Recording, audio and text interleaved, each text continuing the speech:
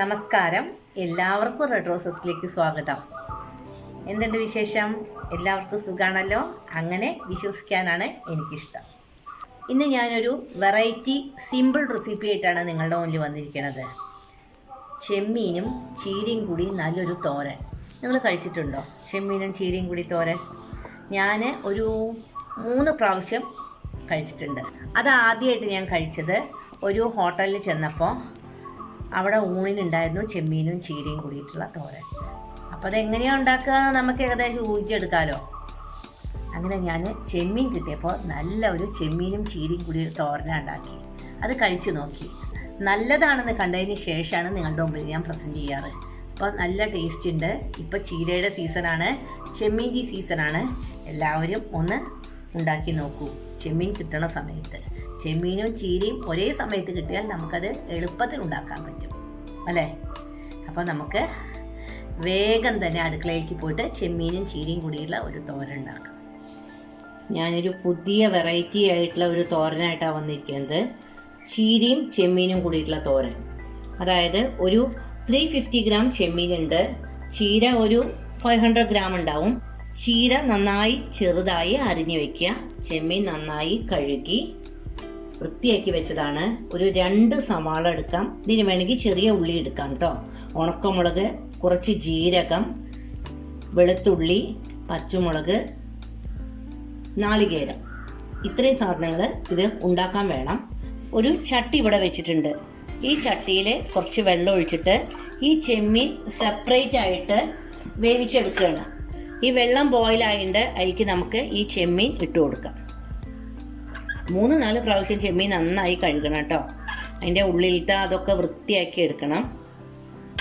അതിനുശേഷം നമുക്ക് കുറച്ച് മഞ്ഞൾപ്പൊടി, കുരുമുളക് പൊടി, കുറച്ച് ഉപ്പ്, കുറച്ച് മുളക് പൊടി, ഇത് 3 ഇട്ടിട്ട് ഇത് 4 ഇട്ടിട്ട് ഒന്ന് നന്നായിട്ട് വേവിച്ചെടുക്കണം. ചെമ്മീന് അത്യാവശ്യം വേവുണ്ട്. അപ്പോൾ ഇതൊന്ന് വേവട്ടെ കേട്ടോ.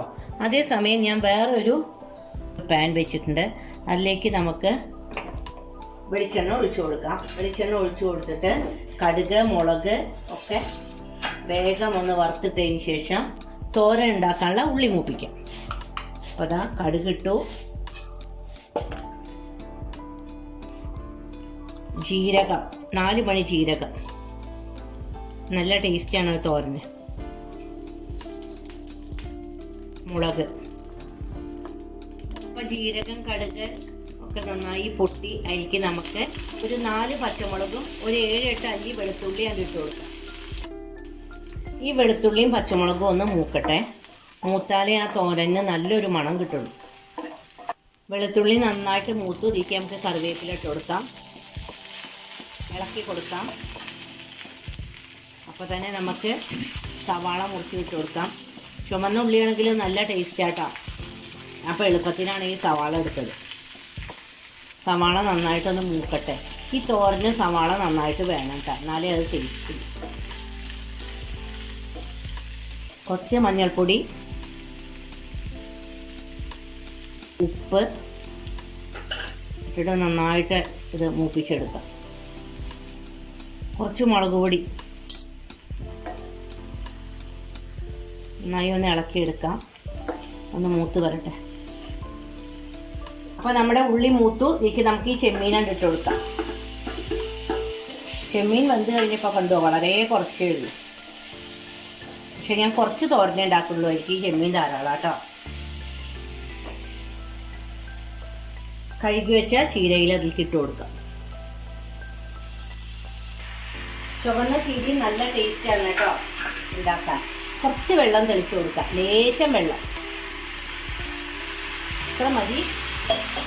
ഇതൊന്ന് അങ്ങോട്ട് മിക്സാക്കിയതിന് ശേഷം ഇതൊന്നാണ്ട് അടച്ച് വയ്ക്കാം. തീ കുറച്ച് വെച്ച് കൊടുക്കാം. അപ്പോൾ നമുക്ക് ഇതെങ്ങനെ ഉണ്ടെന്ന് തുറന്ന് നോക്കാം. ഓ, ഇതിലെ വെള്ളമൊക്കെ വറ്റിയിരിക്കണോ കണ്ടോ? നല്ല ഡ്രൈ ആയി. തോരൻ എപ്പോഴും നല്ല ഡ്രൈ ആവണം. ആവശ്യത്തിന് വെളിച്ചെണ്ണയും വേണം. ഇതിലേക്ക് നമുക്ക് തേങ്ങ ഇട്ട് കൊടുക്കാം. ഒന്നാണ്ട് മിക്സാക്കി കൊടുക്കാം. അപ്പം നിങ്ങൾക്ക് എൻ്റെ ചെമ്മീൻ ചീര തോരൻ ഇഷ്ടപ്പെട്ടു എന്ന് വിചാരിക്കുന്നു. ഇഷ്ടപ്പെടുകയാണെങ്കിൽ നിങ്ങളെല്ലാവരും എന്നെ പ്രോത്സാഹിപ്പിക്കണം. നമുക്ക് പുതിയ ഒരു വീഡിയോ ആയിട്ട് അടുത്ത് തന്നെ കാണാം. റെസിപ്പി ഞാൻ ഉണ്ടാക്കി നോക്കി. ഏകദേശം ഒരു 7 മിനിറ്റോളം സമയം എടുത്തിട്ടുള്ളൂ. ചെമ്മീൻ നമ്മൾ തലേ ദിവസം വൃത്തിയാക്കി കഴുകി ഫ്രിഡ്ജിൽ വെക്കുക. ചീര നമ്മൾ അരിഞ്ഞു വെക്കുക. പിന്നെ ഉള്ളിയും കുറച്ച് സാധനങ്ങളല്ലേ വേണ്ടൂ. അതൊക്കെ രാവിലെ എടുത്ത് അരിഞ്ഞ് ഉണ്ടാക്കുകയാണെങ്കിൽ വെറും 5 6 ഏറിക്കഴിഞ്ഞോ മാക്സിമം 7 മിനിറ്റ് അത്രേ വേണ്ടൂ. അപ്പോൾ എളുപ്പത്തിൽ നമുക്ക് ഈ റെസിപ്പി ഉണ്ടാക്കാൻ പറ്റും. എല്ലാവരും ഇതൊന്ന് ട്രൈ ചെയ്യണം കേട്ടോ. നല്ല റെസിപ്പിയാണ്. കുട്ടികൾക്കും എല്ലാവർക്കും ഇഷ്ടാവും. നമ്മൾ അധികം എരിവൊന്നും ഉണ്ടാവില്ല. നിങ്ങൾക്ക് വേണമെങ്കിൽ ചതച്ച മുളകൊക്കെ എരിവിന് വേണമെങ്കിൽ നല്ലോണം ഇടാം. ഞാനൊരു കുറച്ച് എരിവ് കഴിക്കുന്ന ആളാണ്. ഇനി അധികം ഞാൻ പറഞ്ഞ് ബോറടിപ്പിക്കുന്നില്ല. എല്ലാവരും ഈ റെസിപ്പി ഉണ്ടാക്കിയിട്ട് നിങ്ങളുടെ അഭിപ്രായം എന്നെ ഒന്ന് അറിയിച്ചാൽ വളരെ നന്നായിരുന്നു. ഇനി നമുക്ക് പുതിയ വീഡിയോ ആയിട്ട് എത്രയും പെട്ടെന്ന് കാണാം. എല്ലാവർക്കും നല്ലത് വരട്ടെ. ശുഭദിനം ആശംസിക്കുന്നു.